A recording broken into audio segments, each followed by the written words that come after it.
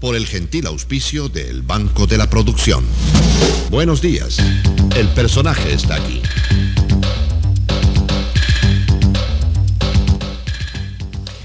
El personaje está aquí y es el señor economista Abelardo Pachano Bertero, presidente de la Junta Monetaria.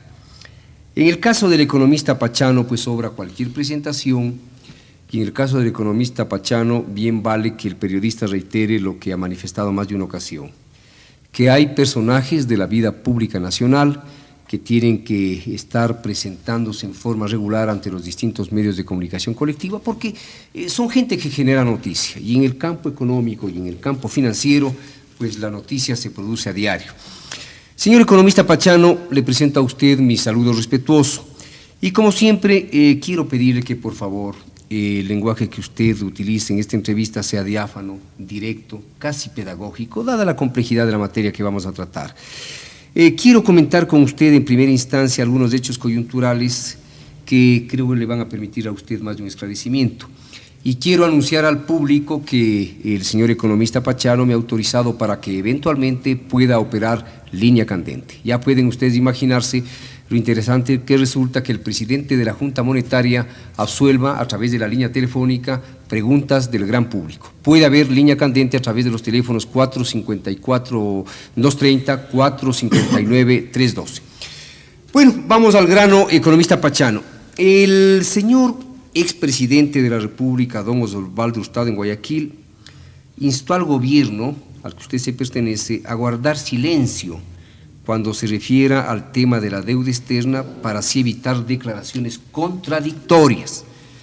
Le pregunto si existe contradicción sobre el discurso relativo a la deuda externa, señor economista Pachano. Gracias, Diego, por esta nueva oportunidad. Como siempre es motivo de satisfacción estar aquí en Buenos Días. Y refiriéndome a la pregunta, yo creo que los comentarios del doctor Osvaldo Hurtado se refieren a varios temas. Así es. El primero, el relativo a la prudencia que debe mantener todo funcionario público y representante de un gobierno al referirse a temas de gran interés nacional, la deuda externa, la política financiera, la política en general. Inflación. Inflación. Pero ir, digamos, desglosando, ¿no? Y él, por ejemplo, en el tema de la deuda externa, o refiriéndose al tema de la deuda externa, considera que debe hablarse menos por lo delicado del tema, por lo difícil del tema. Yo coincido con esa apreciación, porque fue parte de nuestra estrategia el despolitizar la renegociación de la deuda, bajar el nivel de discusión pública, para ir consiguiendo en un largo proceso y tortuoso proceso de renegociación los objetivos que el país busca, una solución de largo plazo. Lamentablemente el problema generado por el Citibank nos sacó de nuestro andarivel y hemos tenido que manejarnos públicamente, e inclusive muchos medios de comunicación también se nos han quejado de que no somos lo suficientemente explícitos. Es decir, un poco estamos frente a dos fuegos, un grupo que nos dice que no hablemos mucho y otro que nos exige explicaciones y aclaraciones debidos precisamente a la acción del Citibank. Yo creo que una vez que superemos el problema del Citibank, que ojalá lo hagamos a corto plazo, nuevamente debemos restablecer la estrategia de tratarle al tema de la deuda externa fuera de un ámbito político y con información importante transmitida al país, pero no con una reiteración constante, porque este tema no tiene solución a corto plazo y lo que tenemos es que buscar más bien fórmulas de mediano y largo plazo. Ahora, si usted me permite, yo diría que las expresiones del doctor Hurtado no se enfilan más bien en el sentido de que el Frente Económico no hable tanto, sino en el sentido de que está hablando y está hablando en forma contradictoria. Él es muy claro, dice, instó al gobierno a guardar silencio cuando se refiere al tema de la deuda externa para así evitar declaraciones contradictorias. Yo diría que allí pone el énfasis Osvaldo Hurtado. Comprendo la declaración, no sé exactamente a qué punto se refiere el doctor Hurtado sobre contradicción en el tema de la deuda externa, de manera específica. Lo que sí pude apreciar en la declaración del doctor Hurtado es el criterio sobre el exceso de optimismo, como lo menciona, en la consecución de una meta de inflación del 30%. Y obviamente aquí creo que hay que diferenciar la declaración del doctor Hurtado en dos aspectos. Uno, la consecución de la meta en sí mismo. Yo creo que es un anhelo nacional y es una obligación del gobierno ecuatoriano el reducir los niveles inflacionarios. Esa es una, llamémoslo así, obligación irrenunciable, indelegable, y es una imposición permanente. Y el gobierno en esa línea de pensamiento y comprendiendo la gravedad de la situación el año anterior, declaró que su meta era el 30%. Posiblemente en el afán de trabajar con la mayor velocidad posible, fue demasiado optimista en informarle al país de que lo iba a alcanzar en apenas 12 meses de gestión, desconociendo que habían una serie de ajustes adicionales que hacerse en el proceso que nos iban a postergar la realización de la meta. Pero no por eso hay que decir que el Ecuador se olvida del combate antiinflacionario. De tal manera que creo que lo que se ha hecho en tema de la inflación es muy importante. Hay un proceso evidente de estabilización económica en el momento actual. Muchos indicadores nos llevan a pensar de esa manera. La parte más difícil creo que la hemos pasado en ese sentido y lo que vamos es a conseguir la meta de inflación, pero en términos postergados. ¿En qué niveles? Sí, en este año yo no tengo todavía una precisión exacta de cuál va a ser el nivel de inflación, pero va a ser mucho menor al que estamos ahora. Hoy estamos en el 84%. 84.6%, de acuerdo con las cifras del INEC. Así es, pero ya la proyección de los últimos 3 meses, tomado abril, mayo y junio, y suponiendo que lo que ha ocurrido en esos 3 meses continúa en el resto del año, continúa en los próximos 12 meses, la inflación ya promedio está en el 32%. De tal manera que estamos hablando de niveles de inflación mucho más aceptables y tolerables para el Ecuador. Cuando uno mira lo que está ocurriendo en este fenómeno, siempre tiene que ser muy cuidadoso, porque todo afecta a los precios. Cualquier decisión, una decisión empresarial, un contrato colectivo de una empresa estratégica en el Ecuador, va a obligar a aumento de precios de esa empresa si es que el contrato colectivo no ha sido debidamente financiado. Entonces, en la inflación todo el mundo actúa. No solo son las autoridades económicas, no solo es la política económica, sino también las decisiones individuales. Y por eso es que el indicador de la inflación es uno de los indicadores más difíciles de poder estimar en el futuro. Se da un gran ambiente a través de la política económica, pero tienen que colaborar todas las personas, todas las empresas, todas las instituciones para conseguir esa meta. Así. Ahora, el doctor Hurtado, a propósito de inflación, no se muestra muy entusiasta, se muestra escéptico. Dice, nunca he compartido el entusiasmo del gobierno sobre la posibilidad de controlar la inflación. Bueno, yo creo en eso sí, que estamos más bien en un clarísimo proceso de estabilización económica.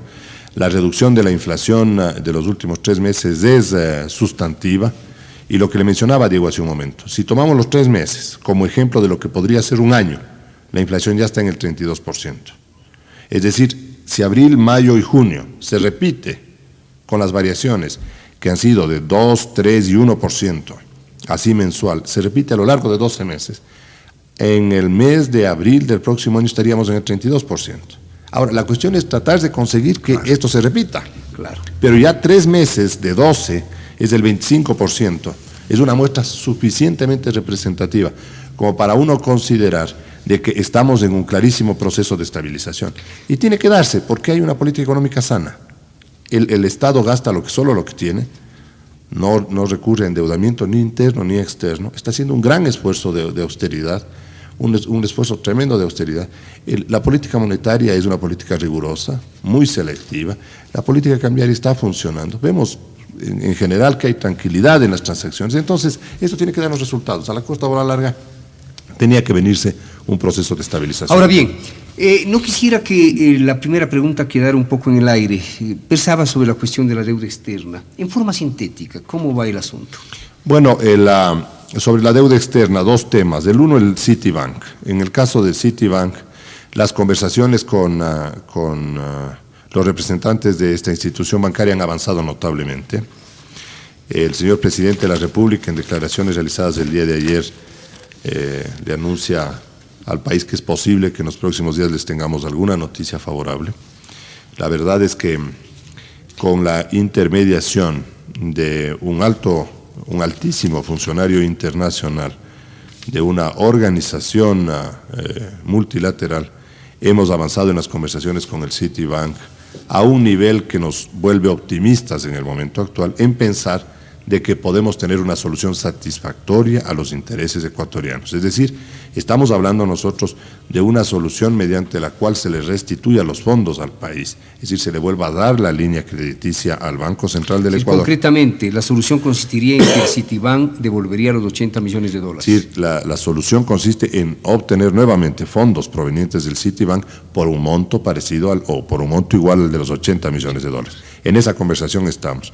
Lo que le habíamos dicho nosotros al Ecuador es que el proceso de conversación con el Citibank es un proceso delicado. No podemos en este momento decir ya concluyó, mientras no tengamos todas las fases del proceso de negociación absolutamente cerrados, pero el ambiente y el nivel al que hemos llegado en las conversaciones nos hacen pensar que estamos frente a una solución satisfactoria para los intereses del Ecuador. Si me permite, señor economista Pachano, en la primera página del diario Hoy de esta fecha, lunes 10 de julio, se dice: por arreglarse el problema con Citibank de Nueva York, señala el presidente Borja, espero que en los próximos días haya buenas noticias.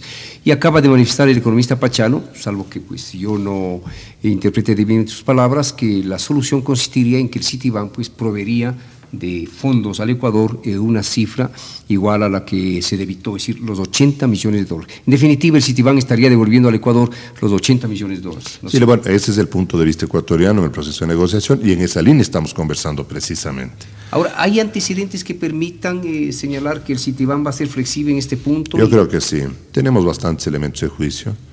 Hemos mantenido durante 60 días conversaciones, ya conversaciones con la intervención de este representante que actúa de moderador y además de proponente de alternativas de solución, y el avance es notorio.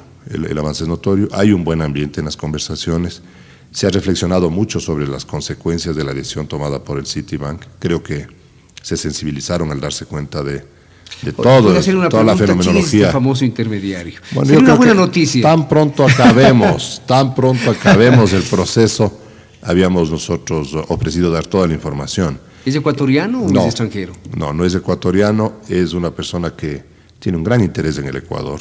Ha demostrado en variadas oportunidades su aprecio al país y que de una manera muy personal, él se ofreció para intermediar en el caso y lo ha hecho con una dedicación y una devoción extraordinaria. Y el país le tendrá que reconocer. No nos al menos el nombre.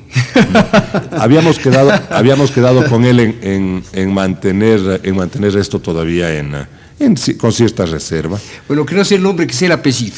Para poner un poquito de humor al asunto. Sí. Pero, señor presidente de la Junta Monetaria, usted ha dicho pues que en lo de la deuda externa habría dos aspectos. El uno, Citibank, que usted ya deja explicado. ¿Cuál es el segundo aspecto? El segundo es ya la reunión con los bancos. Originalmente estaba prevista para el día 12 de julio. Lamentablemente, la demora en el proceso de negociación con el Citibank y razones de coordinación, de presencia de delegaciones del Banco Mundial y del Fondo Monetario Internacional que tienen necesariamente que estar presentes ahí, nos han llevado a posponer la reunión. Estamos ahora planteando que sea la última semana de julio, en principio, para poder hacer ya nuestra formulación de un programa de refinanciamiento acorde con la capacidad de pago del país. Aquí conviene señalar algunos aspectos. Desde el punto de vista conceptual, el Ecuador no va a negociar con la banca y nunca ha estado en una posición de negociar que no sea en función de su capacidad de pago y en defensa de la posibilidad de desarrollo futuro del Ecuador. En ese sentido, hemos logrado ya construir un modelo sencillo económico que nos permite identificar cuáles son las dificultades más serias que puede tener el Ecuador en los próximos 5 o 6 años. Para en función de eso, precisamente,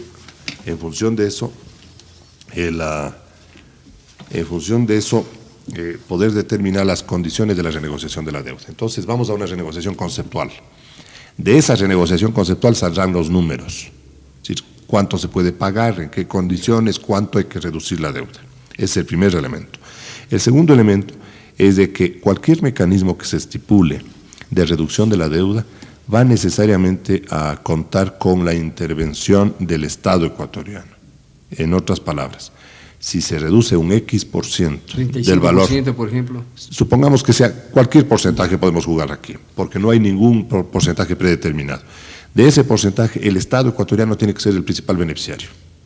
¿Por qué? Porque el Estado ecuatoriano representa el interés colectivo y debe compartir una parte del descuento con los sectores productivos privados, con las fundaciones, con las otras actividades. Pero le tenemos que dar la principal participación al Estado, primero para que tenga una solución a sus difíciles problemas presupuestarios, problemas de balanza de pagos, problemas financieros del Banco Central, etcétera. Entonces el descuento tiene que ser mayoritariamente para él. En tercer lugar, de que toda operación de recompra de deuda tiene que hacerse exclusivamente a través de un representante del Estado ecuatoriano. Aquí yo creo que no debe autorizarse la compra de deuda externa a ningún banco, a ninguna compañía financiera, a ninguna empresa privada, absolutamente a ninguna de ellas. Solo debe adquirir deuda externa el Banco Central del Ecuador. ¿Y esto con qué propósito? Primero, de que el Estado ecuatoriano controle el precio de la deuda externa en el mercado internacional, y en segundo lugar, de que pueda asegurarse de que la mayoría del descuento le vaya en su beneficio. De tal manera que esto ya está diseñado, está bastante claro, lo hemos discutido internamente en la Comisión de Renegociación de la Deuda, y en la última semana de julio vamos a pulir con la banca internacional y a presentarles todas estas ideas para llevar adelante el proceso de renegociación. Este es un diálogo personal aquí en Buenos Días con el economista Abelardo Pachano Bertero, presidente de la Junta Monetaria. No olvide usted que si desea participar en Línea Candente, el señor presidente de la Junta Monetaria nos ha autorizado para la participación de la gran colectividad en Línea Candente. Ahora, seguimos con las referencias coyunturales y retomo el asunto del Citibank. El diputado Francisco Sued del Partido Social Cristiano, señor economista, ha dicho que su partido, es decir, el socialcristianismo, prepara el llamado a juicio político a varios ministros de Estado y funcionarios de este gobierno implicados en las supuestas irregularidades cometidas en las aduanas, autoridad portuaria, caso Citibank y ENAG, entre otros. Al preguntársele a Francisco Sued sobre el llamamiento a las autoridades monetarias sobre el caso del Citibank, Sued respondió que algunas de ellas están poniendo los pies en polvorosa una vez que se terminó el matrimonio IDDP, y expresó que ya es hora de que el gobierno inicie el juicio contra ese banco como una de las fórmulas para rescatar los $80 millones. ¿Qué piensa usted? Bueno, no sé a quién se refiera el diputado Sued.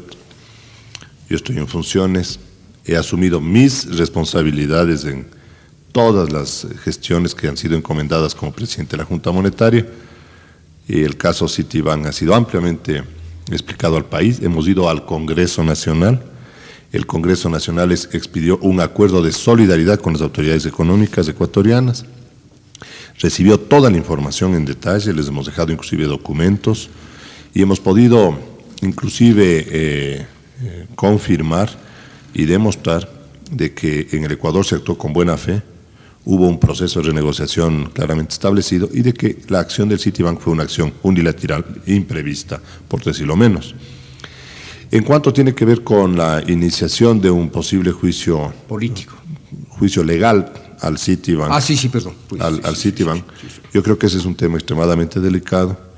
Uno no puede aventurar una decisión de esta naturaleza si no sabe las consecuencias que de ello se generan. Los abogados nuestros, hablo del Ecuador en Nueva York, continúan analizando el tema. Es bastante complicado como para decir si debemos hacer el juicio o no debemos hacer el juicio. Creo que nos asiste una razón legal. Hemos declarado la acción del Citibank ilegal y desde ese punto de vista continuaremos analizando no solo esa opción sino otras en el caso eventual de que nos lleguemos a un entendimiento de restitución de los fondos dentro del marco de este proceso de negociación que tenemos pendiente. Personalmente el programa y el periodista, señor presidente de la Junta Monetaria, consideran que el problema del Citibank ha sido tratado en forma apropiada. Son cosas en las que pues no cabe el escándalo, el gesto truculento. El Frente Unitario de Trabajadores exige la expulsión del Citibank y la demanda es apoyada por cinco bloques parlamentarios, el socialista, el Partido Revolucionario, el PRE, Partido Revolucionista Ecuatoriano, el MPD, CFP y FRA, que piden la expulsión del Citibank. Hay un marco legal en el Ecuador que nos garantiza a todos, ecuatorianos y extranjeros, que han sido bienvenidos para poder llevar adelante nuestras acciones, y no se trata simplemente de tomar una decisión que no esté de acuerdo con ese marco legal. Hay razones políticas para tomar decisiones, pero deben enmarcarse en el campo el campo legal, de tal manera que yo creo que son puntos de vista importantes y desde el punto de vista político, perdón la redundancia, deben merecer todo el análisis, pero hay que actuar con mucha mesura, con mucha tranquilidad. Ahora hay que tomar en cuenta, como ya lo recordaba el señor economista Pachano, que toda América Latina se ha mostrado solidaria con el caso del Ecuador. El tercer mundo acaba de tener una declaración en el grupo de los 77, que en realidad son 124, a favor pues, de la causa ecuatoriana. En este marco, yo reafirmo la esperanza de que la solución se dé a breve plazo y en términos de estricta justicia para el país. Con esto que buscamos, Diego, y perdone que le interrumpa Sí, yo ahora, pero la verdad es que como el problema es tan delicado y tiene tantas aristas, el Ecuador ha tenido una postura política pública muy clara de rechazo a la acción del Citibank, pero tampoco ha roto las negociaciones, sino que ha buscado por cuerda separada y anunciándole y diciéndole al país de que está conversando con el Citibank, lo que busca es una solución satisfactoria a los intereses del Ecuador. Y lo acaba prácticamente de anunciar el señor economista Pachano. Lo acaba de anunciar prácticamente con la delicadeza que a él le caracteriza en estos temas. Es decir, la solución estaría dada en el sentido de que el Citibank devolvería los $80 millones al Ecuador. Creo que es una noticia de primera página. Bien, vamos a marcar línea candente porque hay algunas personas del público que quieren formularle a usted preguntas sin perjuicio de que el periodista siga pues haciendo sus propias interrogaciones. Marquemos línea candente. Abierta la línea candente. Señor, muy buenos días. Le agradecemos por su participación en Línea Candente y debemos también agradecer la gran apertura del presidente de la Junta Monetaria para dialogar con el público, porque son temas en realidad difíciles, a veces delicados y algunas veces también estratégicos. Como siempre, queremos que usted tenga la bondad de identificarse, que su pregunta sea pertinente, concreta, en los términos del mayor respeto para nuestro distinguido interlocutor. Le escuchamos, señor. Buenos días, señor. Le he escuchado al señor que está hablando y con todo comedimiento le digo a usted, mi nombre es Manuel Andrade. Quiero rogarle al señor presidente de la Junta Monetaria nos explique cómo hasta ahora ha estado funcionando muy bien el sistema de los dólares, es decir, no ha subido el precio de los dólares, lo cual trae mucho beneficio para el país. Pero parece que en estos últimos días se les está yendo de la mano porque el dólar está subiendo. ¿Qué es lo que va a pasar? Muchas gracias. Sí, gracias a don Manuel Andrade por su pregunta concretísima y, por cierto, don Manuel Andrade se anticipa a una pregunta que tenía el periodista sobre el tema. Sí, señor presidente de la Junta Monetaria, el dólar en los últimos 5 días ha subido 13 sucres. La prensa decía que un inusitado crecimiento en la cotización del dólar de mercado libre se determinó en esta semana, la semana anterior. El signo monetario de Estados Unidos subió de 552 a 565 sucres, determinándose un aumento de 13 sucres en el lapso de 5 días. Y parece que sigue creciendo la demanda frente a una oferta más bien limitada. Señor presidente de la Junta Monetaria. La inquietud del señor Andrade es una inquietud que tiene que ver con una coyuntura ventajosamente. Y no es un problema que va a la estructura del sistema cambiario. ¿Por qué? Porque él mismo lo dice, que el sistema de rondas o la organización cambiaria que está establecida para atender a las importaciones privadas funciona muy bien. Y desde su instalación, el 30 de agosto hasta la fecha, ha arrojado superávits constantes, permanentes, dando con ello tranquilidad al aparato productivo, a los sectores importadores, industriales, comerciantes, sobre la viabilidad que tenemos en el mecanismo. Pero este sistema se ha sentado en un proceso de devaluaciones semanales anunciadas que lo que buscan es evitar que la Junta Monetaria y el gobierno tengan que tomar decisiones duras, drásticas, como consecuencia de la acumulación de problemas. De tal manera que creo que el mecanismo es absolutamente sólido, es conveniente, debe mantenérselo, no hay razones de cambiarlo. El comportamiento del mercado libre de cambios en la última semana puede deberse a varias razones. Yo no creo que nadie tiene la última palabra en la explicación de la fenomenología cambiaria en el Ecuador, pero en parte puede deberse a las consecuencias del problema político derivado con la separación de la democracia popular, en donde se ha especulado sobre los cambios ministeriales Se ha especulado sobre los cambios de muchos funcionarios e inclusive se ha anunciado que nosotros nos retiraríamos del gobierno, generando con eso una serie de rumores y de versiones que afectaron a la tranquilidad normal del mercado. A propósito, perdón usted esta interrupción, hay mucha gente que en forma equivocada piensa que el economista Abelardo Pachano Bertero es afiliado a la democracia popular. No hay tal. Él es un elemento independiente. Claro que su corazón tiene más bien un color verde, pero es un elemento absolutamente independiente. Señor economista. Gracias, Diego. La verdad tengo gran relación con mis buenos amigos de la democracia popular. Soy un funcionario independiente y las responsabilidades de todos mis aciertos y de todos mis errores es mía. De manera que eso lo he asumido desde siempre. Y le decía, comentando lo del señor Andrade, una razón para el comportamiento del mercado libre puede ser política.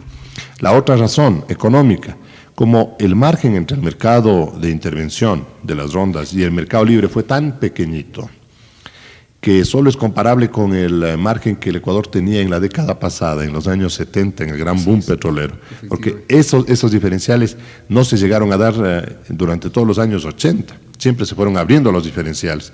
Entonces, como el margen era tan pequeñito, muchos importadores accedieron al mercado libre para cancelar obligaciones al exterior, entonces generaron también una presión, una demanda adicional. Pero ya el día viernes se vio una estabilización del mercado y yo creo que con estas pequeñas perturbaciones de carácter circunstancial podemos seguir nosotros manejando con bastante tranquilidad el sistema cambiario como esté establecido. Bueno, la prensa informaba que esta situación, es decir, la elevación de la cotización de la divisa, esta situación del mercado cambiario se dio como consecuencia de la expectativa ante un posible reajuste del sistema devaluatorio que usted acaba de explicar, ¿no? Así es, y eso no hay razón, sigue funcionando y funcionando muy bien. Ahora, ¿cuál va a ser el comportamiento del mercado cambiario en los próximos días, señor presidente? Si es que es posible vaticinar el comportamiento del mercado cambiario. Yo esperaría que se estabilice nuevamente. Una vez que desaparecen las razones así especulativas o que alteraron la conducta del mercado libre, yo esperaría que se vuelva a estabilizar, que se vuelva a manejar con la misma tranquilidad con que se ha manejado los últimos 10 meses, porque lo que se ve es una gran tranquilidad en ese mercado y no encuentro razones para que haya una modificación importante. Vean ustedes como hasta este momento hemos tratado ya 3 temas en el marco de una gran sencillez: deuda externa, proceso inflacionario, mercado cambiario y caso Citibank. Cuatro temas, caso Citibank. Señora, muy buenos días. Usted va a participar en un diálogo vía telefónica con el señor presidente de la Junta Monetaria.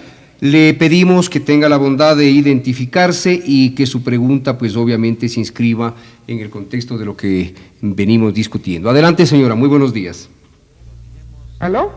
Le estamos escuchando, señora. Su identificación y su pregunta, adelante. Señor Oquendo, buenos días. Economista Pachano, buenos días. Mi nombre es Yolanda Pazmiño. Mi pregunta es la siguiente. Todas las personas en general tenemos una seria preocupación por el comportamiento del dólar. Tenemos ya la respuesta del economista Pachano de que pues el dólar más o menos va a estabilizarse, pero todos hablamos, digamos, a los próximos días, del próximo mes, pero nadie habla, no tenemos una respuesta, cuál será el comportamiento del dólar de aquí, por ejemplo, a unos 4 o 5 meses. Esa sería mi pregunta. Si no iría a haber devaluación o si se mantendrá el dólar en los niveles que ahora tenemos. En línea candente, doña Yolanda Pazmiño, con una pregunta actual para el señor presidente de la Junta Monetaria, señor economista Pachano. Sí, a la señora Pazmiño le puedo yo contestar con la relatividad con que se contestan estos temas. Hay una política de devaluaciones semanales establecida, de tal manera que usted puede calcular aproximadamente después de 4 o 5 meses cuál puede ser la cotización del dólar bajo los principios de esa política de ajuste gradual. Las devaluaciones se dan todas las semanas, son 3 sucres semanales en que ajustamos el valor del dólar para evitar precisamente lo que la señora con justa razón teme, que haya una devaluación grande, violenta, una macro devaluación. Y hemos funcionado 10 meses y dentro de un ambiente de alta inflación, y el mecanismo nos está funcionando y nos está funcionando bien, de tal manera que yo no creo que debamos alentar expectativas de cambios violentos en la política cambiaria. Ya las reglas están dadas y más bien esto es lo que nos asegura a todos a las actividades privadas y a las actividades públicas, de que tenemos una línea, un camino trazado, por ahí nos vamos y la solución de los problemas está más o menos clarificada. El señor presidente de la Junta Monetaria, absolviendo las inquietudes de la gran colectividad. Señor economista Pachano, volvamos a ciertos hechos coyunturales que deberían merecer su comentario. El mismo expresidente Osvaldo Hurtado en Guayaquil dijo que los gobiernos de América Latina deberían dictar medidas de ajuste cada 6 meses. Los gobiernos de América Latina deberían dictar medidas de ajuste cada 6 meses. Le pregunto, en consonancia con la pregunta del doctor Hurtado, ¿cuándo se dictan las nuevas medidas económicas acá? Se habla, pese a los desmentidos, de que se prepara un nuevo paquete económico. Bueno, las medidas se las toma de manera constante. Inclusive la semana anterior, antes de reunirse la Junta Monetaria, había versiones periodísticas que inducían a pensar cambios o modificaciones profundas en el sistema de tasas de interés, modificaciones profundas en el sistema cambiario, que se iba a producir una devaluación, lo que la señora Pazmiño estaba planteando y comentándonos a nosotros. Pero el sistema de ajuste gradual escogido por el Ecuador es un sistema que nos evita políticas traumatizantes fuertes en todos los sectores financieros, que son los más complejos de determinar y de manejar. De tal manera que el ajuste es constante, el seguimiento de la economía se lo hace de manera permanente. Y no creo que haya posibilidades de nuevas medidas traumáticas, complicadas, difíciles, en los aspectos cambiario, financiero, en tasas de interés, política crediticia, porque todo está funcionando bien. ¿Para qué va a modificarse una política económica que está dando resultados? Hay recuperación en la Reserva Monetaria Internacional. Sobre esto también leo. Hay un sistema de pagos al exterior que garantiza a todo el mundo transacciones, no hay atrasos en los pagos de las operaciones comerciales. El sistema financiero se ha fortalecido enormemente. Del sistema financiero que había a mediados del 88 al sistema financiero que hay en la actualidad hay una distancia enorme y considerable. Las reglas cambiarias para los intermediarios financieros son muy limpias, son muy claras. Entonces, si todo esto está funcionando, la política crediticia del Banco Central nos da los resultados que buscamos, se están cobrando las securitizaciones y con esos recursos estamos prestando a los sectores productivos, ¿para qué cambiarlos? Yo creo que en lo de fondo funciona bien. Es decir, no se prepara un nuevo paquete económico. Un nuevo paquete en todo el campo que es de nuestra responsabilidad no hay. Pero bien, ¿cómo se compatibiliza lo que usted acaba de manifestar con la carta de intención que el Ecuador va a presentar al Fondo Monetario Internacional y al Banco Mundial? Esto implica pues un reajuste en el sistema económico actual compatible con la aplicación del programa de estabilización. Es decir, se va a presentar una carta de intención al Fondo Monetario y al Banco Mundial. Esto implica, pero ¿qué le digo? En forma insoslayable, reajustes en la política económica interna. No necesariamente. Yo no creo que una posibilidad de esa naturaleza porque el fondo hace sus exigencias, ¿no? No necesariamente tampoco. Yo creo que hay formas de negociar.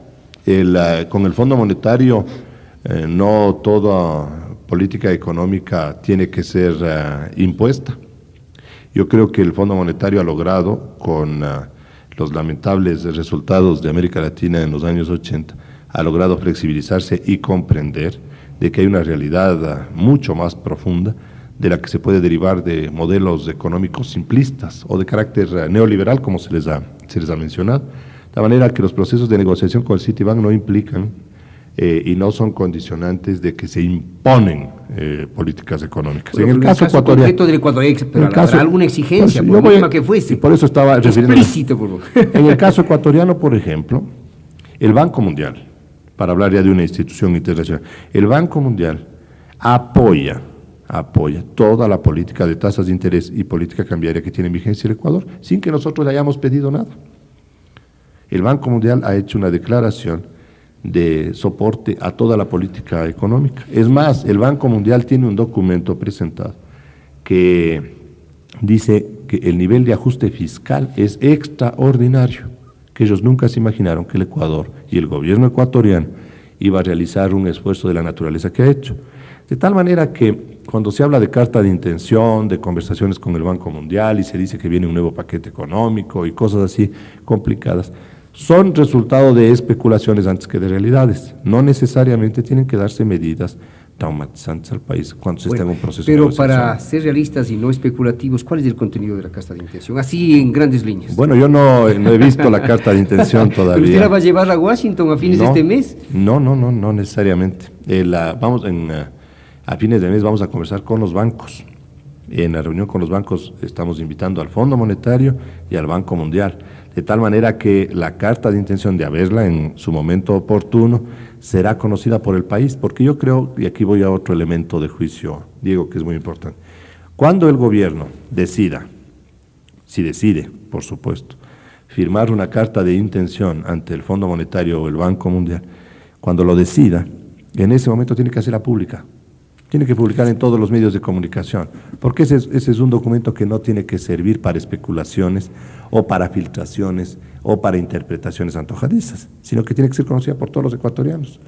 De tal manera que tenga usted la absoluta seguridad de que el momento en el que el gobierno tome una decisión de esa naturaleza, de creerlo que debe tomarse en esa dirección, el país entero lo conocerá. Veamos, los días pasarán y ahí vamos a darnos cuenta. Pero al parecer es evidente que se estudia la posibilidad de una carta de intención. Sí, se estudian varias cosas, Diego. Se estudian varias cosas. Y dentro del proceso de negociación que tenemos con los organismos internacionales, es una alternativa, por supuesto que es una alternativa. Bien. Señor, muy buenos días. Agradecemos su participación en el programa Buenos Días de este lunes 10 de julio de 1989. Su nombre y su planteamiento concreto al señor economista Abelardo Pachano. Le escuchamos, señor. Sí, buenos días, licenciado economista Pachano. Mi nombre es Vinicio Garzón. Respecto a la inflación, quisiera hacerle un par de preguntas. Es verdad que los niveles se han disminuido, pero hay algo que me preocupa hacia adelante y que entiendo que va a darse tarde o temprano. Primero, respecto a las tasas de interés. El Banco Mundial, es política del Banco Mundial mantener tasas positivas de interés. Hay un programa sectorial financiero que, entre otras cosas, entiendo que exige un aumento en las tasas de interés. Esto conllevaría pues que la inflación aumente. En segundo lugar, el asunto salarial. Tarde o temprano habrá un incremento salarial. El presupuesto del Estado no creo que esté en capacidad de financiar esto y es posible que se dé emisión inorgánica. Respecto a estos dos asuntos, quisiera escuchar la opinión del economista Pachano. Gracias a don Vinicio Garzón por dos preguntas de actualidad para nuestro distinguido invitado. Señor economista. Respecto a las tasas de interés, señor Garzón, le podría yo contestar en los siguientes términos. Las tasas de interés y el sistema que está establecido es un sistema flexible que permite que cada uno de los intermediarios señale cuál es el costo del crédito o cuál es el valor que paga por los depósitos de ahorro dentro de un mercado en donde lo que estamos es limitando la rentabilidad bancaria para evitar que hayan abusos por parte de ciertos intermediarios que buscan encontrar en políticas monetarias fundamentalmente restrictivas y controladas el medio para realizar grandes utilidades. De tal manera que el sistema es flexible. El sistema, luego de haber sido analizado detenidamente por el Banco Mundial, después de nuestro diseño y ejecución, ha sido aprobado también por el Banco Mundial. Ellos han enviado varias delegaciones al Ecuador precisamente para evaluar qué es lo que estaba ocurriendo con la política de tasas de interés. Y dentro del programa de ajuste sectorial financiero, una de las condiciones era precisamente la determinación de una clara y sana política de tasas de interés, y ellos no tienen observación de ninguna naturaleza. Eso en la parte conceptual. En la parte vinculada con la inflación, yo les llamo a usted a meditar en lo siguiente. La inflación hoy está en el 84.6%. Esa es la inflación, 84.6%. La tasa de interés en el mercado financiero oscila entre el 48 y el 52%, dependiendo del banco o de la compañía financiera en la que uno trabaje, o con la que uno trabaje mejor. Si uno se pone a pensar de que 52 o 48% es mucho menos que 83, a pesar de que es un sistema flexible, ¿acaso no nos está diciendo el sistema financiero que esa es posiblemente su apreciación de la tasa de inflación para los próximos 6 meses, 8 meses? Porque más o menos a 180 días presta la banca. Si están prestando al 52%, ¿acaso no creerán quienes trabajan en el sistema financiero, de que esa va a ser la inflación futura. Si esa va a ser la inflación futura, ya tenemos un claro indicador a través de la política de tasas de interés de que la desaceleración continuará en los meses venideros y el proceso de estabilización será mucho más satisfactorio para todos los ecuatorianos. Entonces, no es condición indispensable el tener tasas de interés reales y positivas para seguir adelante en el proceso de conversación con el Banco Mundial. Si después de 6 meses la inflación está en el 50 o 52%, habremos conseguido resultados. Y tenga la evidencia de que en ese momento las tasas de interés seguirán bajando. Las nominales, en lugar de estar en el 52, bajarán de alguna manera. En lo que tiene que ver con la política salarial, los ajustes salariales con la periodicidad que le permite la situación económica tienen que seguir dándose, pero dentro de un marco que busque también contribuir a la estabilización económica. Y en la parte de financiamiento del gasto público como consecuencia del aumento salarial, no podrá hacer uso de los recursos del Banco Central por 2 razones. Una, legal, porque está prohibido. El Banco Central no le puede prestar al gobierno nacional para financiar el déficit fiscal. Y en segundo lugar, por concepción de la propia política económica, porque si se comete el desatino, por darle todavía una calificación muy liviana, el desatino de financiar aumento salarial con emisión monetaria, es nuevamente el principio del fin de un proceso de estabilización tan deseado. El señor presidente de la Junta Monetaria ha dado cumplida respuesta a las preocupaciones de don Vinicio Garzón. Señor economista Pachano, pese a todo, ¿habrá incremento en el precio de los combustibles? Sinceridad. Yo respecto a los combustibles, yo le repito mi punto de vista. Ojalá podamos introducir un sistema de ajuste gradual en los combustibles para evitarnos los dolores de cabeza. Si el día de mañana se hace un ajuste relativamente moderado de los combustibles, pero se sabe que con cierta periodicidad se van dando esos ajustes, todo el mundo dejará de tenerle a los combustibles como el gran temebum de los ajustes económicos, igual que se hace en la política cambiaria. Los ajustes estos antes diarios y ahora semanales del tipo de cambio nos han evitado de que nos hagan la pregunta que era pertinente en épocas anteriores y que tanto al gerente del Banco Central, al ministro de Finanzas como al presidente de la Junta Monetaria le tenían atormentado. ¿Cuándo van a devaluar? Claro. Cuando se introdujo el sistema de devaluaciones graduales o de mini devaluaciones, el cuándo va a devaluar desapareció. Y pongámonos a pensar, y yo le llamo a esta reflexión. Supongamos, para pensar rápidamente en este tema y en la trascendencia que tiene y la viabilidad que tiene para los combustibles.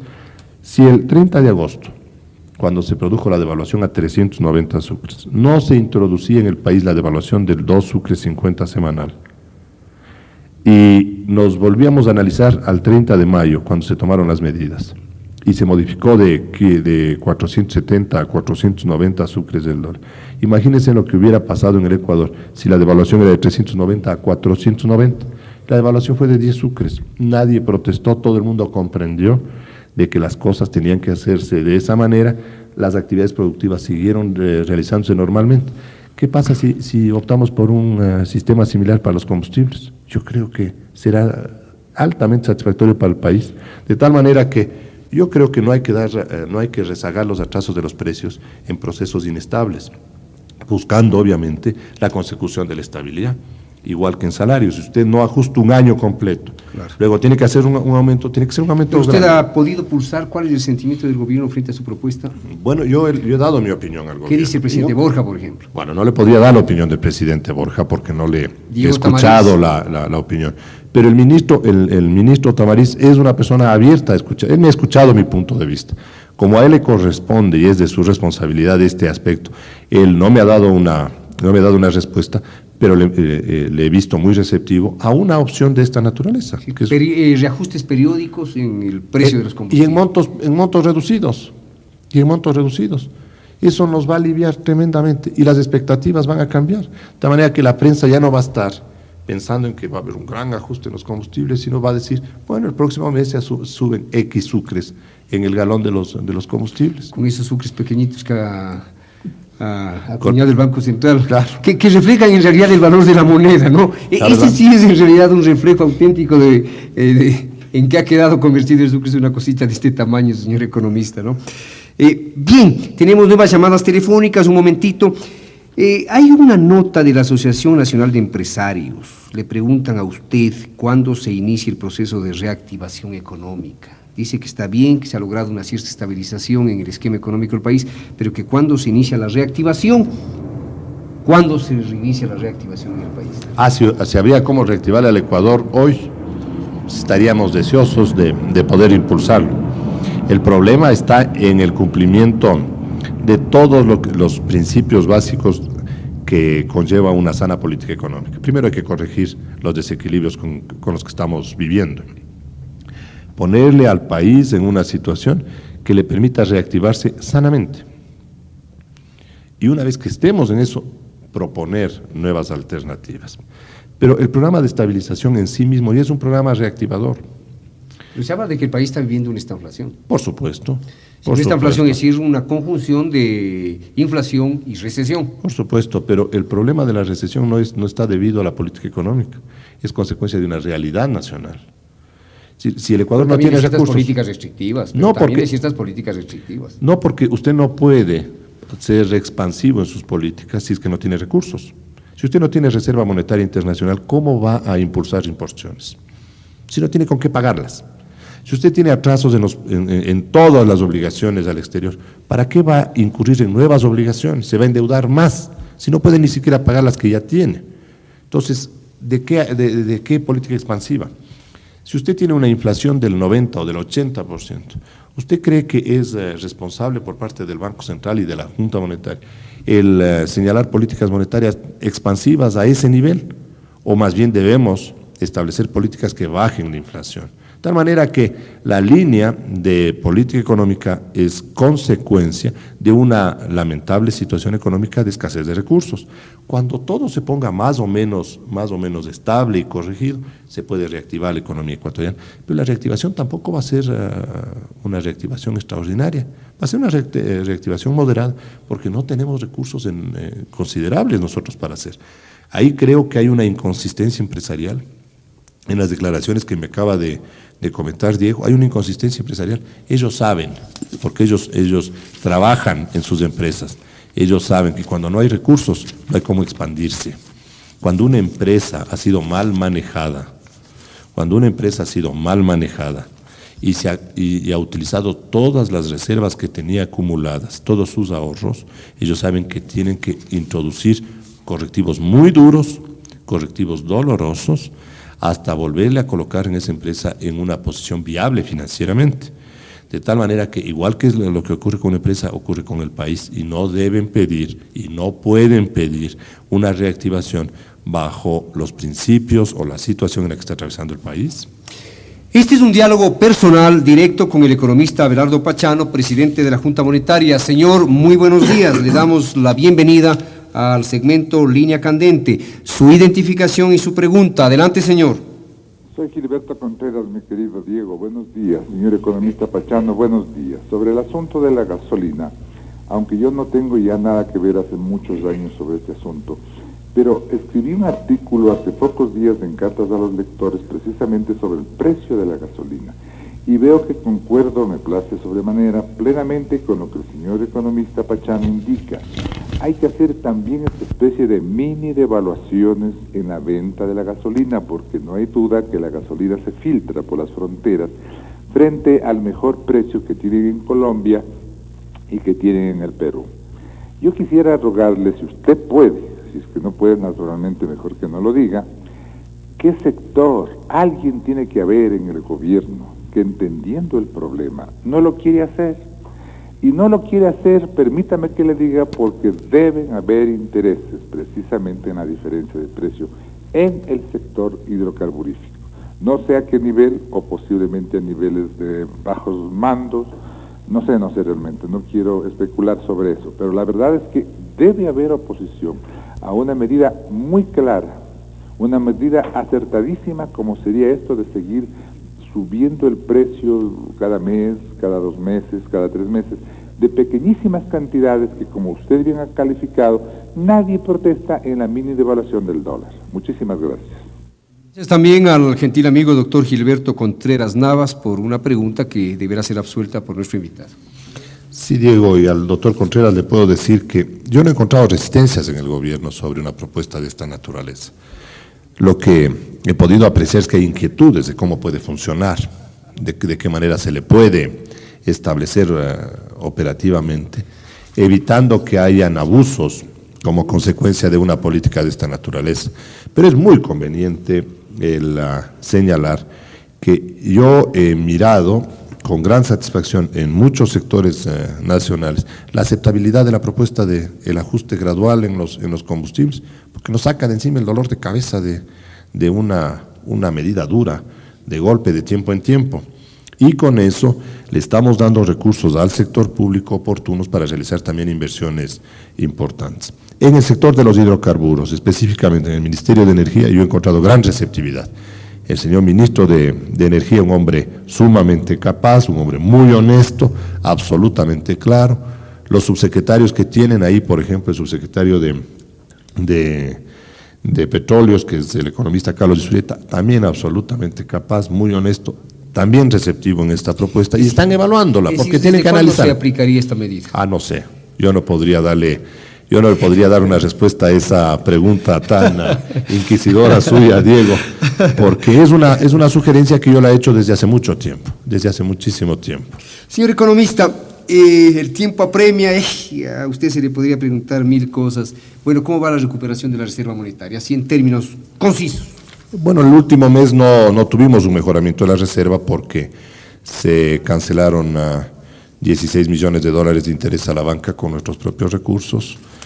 Se atendió todas las obligaciones semestrales que vencen en el mes de junio, pero hay un proceso de consolidación de la reserva monetaria indiscutible. Menos todavía, ¿no? Sí, seguimos en valor negativo, alrededor de los 100 millones de dólares en valor negativo. Y el punto que a nosotros nos ha satisfecho enormemente es que el indicador de reserva monetaria internacional ya es un indicador que le da gran operatividad al Banco Central porque tiene una disponibilidad de encaje enorme, a pesar de haber perdido 80 millones de dólares como consecuencia de lo del Citibank, pero nada se desequilibró, lo cual quiere decir, se confirma por esa línea de que todo está trabajando bastante bien. Ahora, usted debería sentirse muy halagado, señor economista Pachano. Usted es un hombre que sigue manteniendo intacta su credibilidad y su popularidad. Tenemos ni sé cuántas llamadas telefónicas. Podemos seguirlas contestando, Diego, si usted desea. Señor, muy buenos días. Si usted es tan amable, su nombre y su pregunta para el señor economista Pachano. Le escuchamos. Señor, buenos días. Le estamos dando paso a usted para que tenga la bondad de identificarse y plantear su pregunta al señor presidente de la Junta Monetaria. Adelante. Licenciado Kendo, mi nombre es Salvador González. Mi pregunta es la siguiente al señor economista Pachano. Referente a las mini devaluaciones, si la devaluación de la moneda es un factor de inflación, ¿hasta cuándo van a seguir las mini devaluaciones semanales? E inclusive hubo un dato contradictorio en la prensa alguna vez que aumentaron a 3 sucres semanales, decía que aceleraron la devaluación para evitar la supervaluación, que es favorable para la moneda de cualquier país. Una segunda pregunta sería, el aumentar los combustibles no encarece el valor de todos los productos de consumo. Y había el doctor Contreras que decía que nadie ha protestado por las mini devaluaciones, quizá porque no se da cuenta pues la gente que una devaluación periódica siempre va en contra del costo de los productos, de los insumos, si todo tenemos que importar. Si todo cuesta más, pues con las mini devaluaciones sigue encareciéndose los productos y sigue encareciéndose el costo de la vida. Gracias, licenciado Kendo, y gracias, economista Pachano. Gracias. Gracias a usted, don Salvador González. La respuesta a cargo de nuestro invitado. Señor González, en realidad en política económica no hay medida pura o perfecta. Toda medida tiene su lado difícil, su costo. En el caso de las mini devaluaciones, ¿cuál es el beneficio que estamos buscando? Es mantener una política de promoción de exportaciones, porque a través de la promoción de exportaciones el Ecuador va a tener divisas propias generadas con su trabajo que le van a permitir financiar también las importaciones. Si no tenemos un proceso de mini devaluaciones, no vamos a tener una política de promoción de exportaciones. En segundo lugar, ¿cuál es el otro beneficio? De que un sistema de mini devaluaciones racionaliza el uso de las divisas. No se importa todo lo que se quiere, sino que se busca importar aquello indispensable y más bien producir localmente aquellos productos que resultan muy caros a través de la importación. La mini devaluación en realidad afecta a los costos y eso es indiscutible. Es un fenómeno o es una política que de alguna manera contribuye a mantener un proceso inflacionario en el país. Pero tal como está concebida, lo que busca la mini devaluación es de que el proceso inflacionario vaya declinando conforme transcurre el tiempo. ¿Por qué se ajustaron las mini devaluaciones? Porque realmente la realidad inflacionaria del país era muy superior a la que originalmente se estableció y consecuentemente se debía aumentar el proceso de mini devaluación semanal, cerrar la brecha entre la compra y venta del 10% al 5% y las otras medidas que se tomaron el mes de mayo. ¿Con qué propósito? De ir consolidando una línea de fortalecimiento de la balanza de pagos, porque si no tenemos una buena balanza de pagos, no tenemos un sector productivo estable. De manera que conspira una política de no devaluación así permanente, conspira contra el fortalecimiento de la balanza de pagos y conspira contra la estabilidad productiva. Es una de las mejores opciones que tenemos en un mundo inestable. Si el Ecuador no tendría inflación, no tendría para qué mini devaluar. Entonces, a la primera pregunta suya, ¿hasta cuándo van a estar las mini devaluaciones? Hasta que sean indispensables dentro de un ambiente inestable ecuatoriano. Cuando nosotros ya no tengamos un proceso de inflación interno que sea superior al de la inflación de los países con los cuales nosotros comercializamos, solo en ese momento podrán eliminarse los procesos de mini devaluación. Mientras tanto, hay que aprender a vivir con ello. Y respecto a los combustibles también afectan a los costos, pero la pregunta suya de que si un proceso de ajuste gradual de los combustibles no va a ocasionar aumento de costos, mi reflexión a usted sería, señor González, es ¿qué pasa en cambio cuando los ajustes se dan de golpe? Cuando se espera durante 2 años, 1 año, 6 meses, sin modificar los precios de los combustibles y la decisión gubernamental es hacer un aumento violento. El impacto es mucho más traumatizante para la economía ecuatoriana y además se pierde la posibilidad de manejar el proceso de estabilización adecuadamente. Una última cosa, señor economista, conjugando 2 noticias que trae la prensa de esta mañana en primera página. El Comercio, primera página, piden dar liquidez al sistema financiero. Desde Guayaquil, banqueros del país recomiendan reactivar el aparato productivo soslayando políticas monetarias contractivas que frenan el desarrollo y crecimiento económico nacionales. Precisan que la liquidez del Banco Central del Ecuador no constituye la liquidez del sistema financiero hoy enfrentado a la estanflación, es decir, inflación y recesión. Primera parte de la noticia. Y la segunda, la banca plantea reformas legales. Esas obligaciones impiden que la actividad bancaria sea rentable, señaló el presidente de la Asociación de Bancos Privados. La banca privada, dice hoy en primera página, ha planteado al gobierno central la eliminación de normas legales que impiden que la actividad bancaria sea rentable, dijo a este diario en entrevista exclusiva el economista Raúl Daza, presidente de la Asociación de Bancos Privados del Ecuador. Es decir, 2 noticias que tiene como fuente de origen la banca ecuatoriana. Piden dar liquidez al sistema financiero y la banca plantea reformas legales. Señor economista. Sobre este tema podríamos conversar largamente, porque es un tema muy complejo. Así es. Como para resolverlo a través de pocos minutos aquí en este interesante programa, digo. Pero algunas reflexiones. Primera, el sistema financiero ecuatoriano está en una posición en este momento mucho más sólida de la que estuvo hace 10 o 12 meses. Ya no tienen sobregiros en el Banco Central, ya no tienen cartera vencida en el Banco Central, no se ha recibido un solo bien inmueble, una casa, un edificio, en dación o pago por obligaciones no canceladas. La Superintendencia de Bancos liquidó a 4 intermediarios bancarios y financieros, es decir, creo que son 3 compañías financieras y un banco, por estar en mala situación. Hay una clara línea de política financiera. Aquel que trabaja seriamente y cumple con las normas tiene acceso a todos los mecanismos. Aquella institución que no cumple no tiene acceso. Por ejemplo, un banco desencajado no entra en las rondas de divisas. Un banco que esté especulando con los dólares no entra en la ronda de divisas. Es decir, toda norma tiene que ser cumplida, so pena de que tiene también su sanción muy clara. Y esto lo que nos ha permitido es que el sistema bancario tenga durante estos 10 meses un cambio en las políticas, un cambio en su estructura y en su forma de concebir el desarrollo nacional altamente satisfactorio al país. Pero de ahí hacer planteamientos de que hay que darle más liquidez al sistema bancario para reactivar la economía, yo creo que hay que mirarlo con mucha prudencia, con mucho cuidado, porque el sistema bancario tiene obligaciones sociales, tiene obligaciones nacionales que cumplir y no simplemente en convertirse en ventanilla de los recursos del Banco Central. Si por un lado el presidente de la Asociación de Bancos Privados pide reformas legales para eliminar lo que él llama subsidios, que yo no comparto con ese término. Esta es la primera vez que veo que la banca habla de subsidios, y si la banca habla de subsidios tiene que tener mucho cuidado, porque como dice que le quiten una serie de obligaciones, también el Banco Central le debería reliquidar todas las líneas de tasas de interés subsidiadas que le ha dado la banca. Empecemos por las securitizaciones, de tal manera que me parece una posición de la Asociación de Bancos extremadamente delicada, débil, incoherente. Perdóneme que sea muy duro yo en este momento. La banca tiene otras obligaciones, tiene otra forma de plantear soluciones a sus problemas. El Banco Central y la Junta Monetaria tienen responsabilidades globales frente al país, y la banca debe comprender que hay limitaciones en un momento determinado y enmarcar sus políticas en esas limitaciones. Entonces, entre lo que dicen en Guayaquil que quieren más liquidez, que el Banco Central les dé más recursos, y lo que plantea el presidente de la Asociación de Bancos Privados en Quito, de que se le eliminen esta suerte de subsidios y se hagan reformas legales, hay incoherencia, hay inconsistencia, porque por un lado piden dinero barato, que debería ser calificado como dinero subsidiado, y por otro lado piden que le quiten los subsidios. Entonces, ¿qué mismo queremos? A la final, yo creo que el ambiente de la política económica es altamente favorable al interés ecuatoriano, y la banca debe comprender, por ejemplo, que su contribución en bonos del 10% para la capitalización del Banco Ecuatoriano de la Vivienda es una obligación social.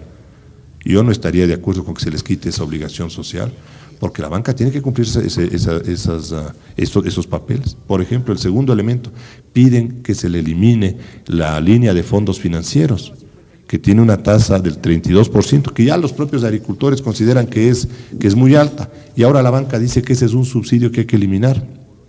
Yo creo que hay una realidad nacional que va por encima del interés de la banca. Fondos financieros cumple un papel fundamental de desarrollar una actividad agropecuaria, que es una actividad primordial en el país, y la banca no puede en un momento determinado desvincularse de esa responsabilidad. De tal manera que mi punto de vista personal es de que estamos en este momento frente a un planteamiento general de la banca.